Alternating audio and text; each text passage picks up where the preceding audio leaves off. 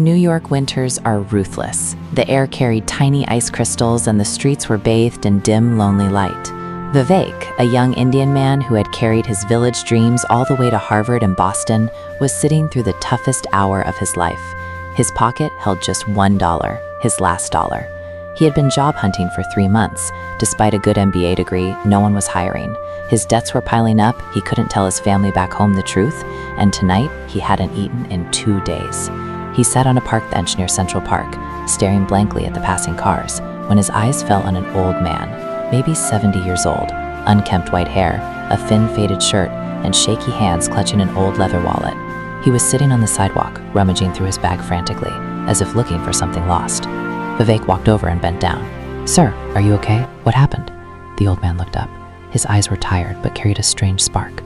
My daughter, she's angry with me. I came all the way from Chicago to surprise her, but my wallet was stolen on the subway. Now I have nothing. No address, no phone, no money. I'm completely lost in the city. He extended a trembling hand. I'm Thomas Anderson. Vivek's mind raced. He had exactly $1. He could buy a small sandwich with that. His stomach was growling painfully, but Thomas's eyes held the same helplessness that Vivek saw in his own reflection every morning. He took a deep breath, reached into his pocket, and pulled out that crumpled last dollar bill. "Here, sir, this is all I have, but please take it, and let me help you. We'll go to a police station together. They'll find your daughter." Thomas stared at the dollar, his voice cracked. "Son, you don't even know me. Why would you do this?" Vivek managed a weak smile. "Because when you've lost everything, you realize that helping someone else is the only thing that still makes you feel human." Thomas's eyes welled up with tears. He clutched the dollar tightly and pulled Vivek into a warm embrace. That evening, they walked to the nearest precinct together. Thomas gave his daughter's name, Sarah Anderson. She's a bank manager here in Manhattan. The officer made a call. 20 minutes later, a woman in her early 40s came rushing through the doors. She was elegant, well-dressed, but her face was pale with worry. The moment she saw Thomas, she ran and threw her arms around him. "Dad, oh my God, Dad, where have you been? I've been calling every hospital, every shelter. I was so scared." Thomas held her tightly, then turned and pointed at Vivek. "This young man saved me, Sarah. He had nothing, literally nothing, but he gave me his very last dollar and brought me here.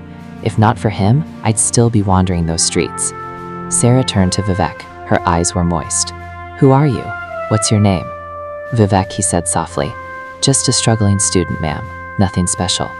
She studied his worn-out jacket, his tired face, his gentle smile. "You're wrong," she said. "You're very special." She insisted he join them for dinner. Over a warm meal at a small diner, she learned about his journey, how he came from a small village in India, worked day and night to get into Harvard, but had been unlucky with jobs ever since graduating. His savings were gone. His hope was fading. Sarah listened quietly. Then she said, "Vivek, my bank is hiring for a financial analyst position. It's not a fancy job, but it pays well and has stability. If you want, I can set up an interview for you tomorrow morning." Vivek's jaw dropped. He couldn't speak for a moment. Then he nodded, his eyes glistening. The next day, he gave the interview with confidence. His knowledge, his honesty, and his humility impressed everyone. By evening, he had an offer letter in his hands. Within 6 months, Vivek became one of the most trusted employees at the bank. He worked hard, sent money home to his parents, paid off all his education loans, and even rented a small but cozy apartment. His life had turned around completely. But he never forgot that cold night, that old man, and that last dollar. One afternoon, Thomas called him. "Son, I need to meet you. It's important." They met at a quiet cafe near Bryant Park. Thomas looked healthier now, well-dressed, clean-shaven, his eyes clear. He smiled and placed an envelope on the table. "Vivek, I have a confession to make. That night when we met, I wasn't just a lost old man. I was testing you. I'm a retired business tycoon. I sold my company 5 years ago. I have more money than I'll ever need. But I had lost faith in people, in humanity. I wanted to see if there was still someone out there who would help a stranger without expecting anything in return." Vivek froze. "Sir, you mean?" Thomas nodded. "You passed the test, son. Not because you gave me money, but because you gave me your heart. And I want to give you something in return. I'm transferring 5% ownership of my old company to you. It's worth over $2 million. But that's not the gift, Vivek. The gift is what you taught me, that kindness still exists. Vivek's hands trembled. Tears streamed down his face. Sir, I didn't help you to get anything. I just saw someone in pain and I couldn't walk away. Thomas reached across and held his hand. And that's exactly why you deserve everything, son. Because true goodness never asks for a reward. But sometimes life gives it anyway.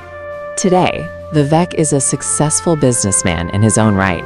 He started a foundation that helps international students struggling in the US. He visits his parents in India every year, and he still has that crumpled $1 bill, now framed, hanging on the wall of his office. Underneath it, a small plaque reads, "This is not money. This is my second life." He tells his story to every new employee at his company.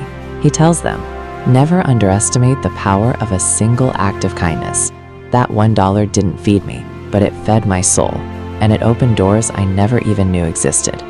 He also made a promise to Thomas to always be the person that his village, his parents, and that cold New York night taught him to be. And Thomas, he calls Vivek every Sunday. He calls him son. Moral of the story? Selfless kindness never goes unrewarded. Even when you have nothing, giving something to someone else can change your destiny. Empathy connects people beyond boundaries. Vivek was Indian, Thomas was American, but humanity has no nationality. Real wealth is not in your wallet, it's in your heart. The richest people are not those who have the most, but those who give the most.